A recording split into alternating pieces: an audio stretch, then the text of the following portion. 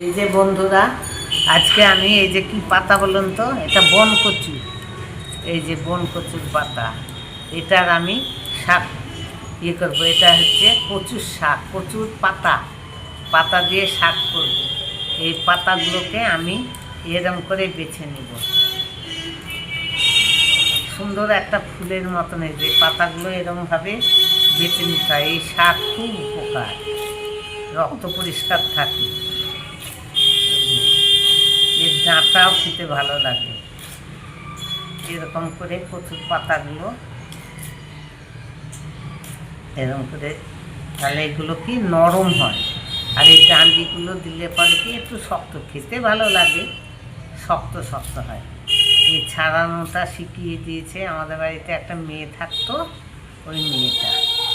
এই যে দেখেছেন পাতাগুলো ঠিক এরকম করে ছাড়িয়ে নিয়েছে। এই যে কত সুন্দর দেখতে লাগছে না, একদম ফুলের মতো লাগছে। এই যে এই যে এরকম করে করে আমি সব কটা পাতা ঠিক এরকমভাবে ছাড়িয়ে নেব। দিয়ে এর সঙ্গে বড়ি ফোড়ন দিব, একটু রসুন ফোড়ন, বড়ি রসুন, বড়ি যদি না থাকে একটু কলাইয়ের ডাল, মানে কলাইয়ের শুকনো ভাজা কলাইয়ের ডাল, আর কালো জিরে ফোড়ন দিতে হবে, কাঁচা লঙ্কা, একটু আদা বাটা দিতে হবে, একটু জিরে বাটা দিতে হবে, দিলে খেতে আরও সুন্দর। শাকগুলো আমার সব বাছা হয়ে গেল, এদের এরম করে বেছে নিচ্ছি, দেখেছেন ডান্টিগুলো সব ফেলে দিয়েছি, দিয়ে আমি ঠিক এরকম করে কুচি করে কেটে নিচ্ছি। কুচি করে কেটে নিলে শাকটা একদম নরম হয়।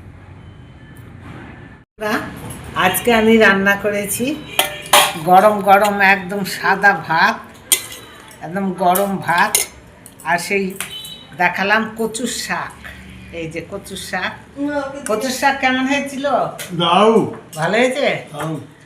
আর রান্না করেছি শীষ চচ্চড়ি, শীষ যা মানে শীত থেকে বিদায় নিচ্ছে বলে শীষটা চচ্চড়ি করেছি। আর এই যে বোয়াল মাছের কালিয়া, আর করেছি চিকেন কষা, আর করেছি এই যে আমসত্ত্ব কিশমিশ পিন খেজুর দিয়ে চাটনি। এবার ওনাকে ভাত দিয়ে একটু চিকেন কষা খেয়ে দেখবা কেমন হয়েছে। আরেকজনাকে খেতে দিয়ে দিয়েছি।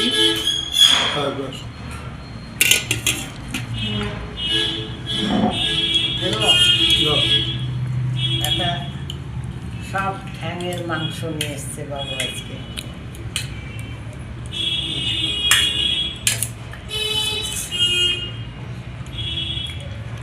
একদম কষা কষা করেছি, খেয়ে দেখো কেমন হয়েছে।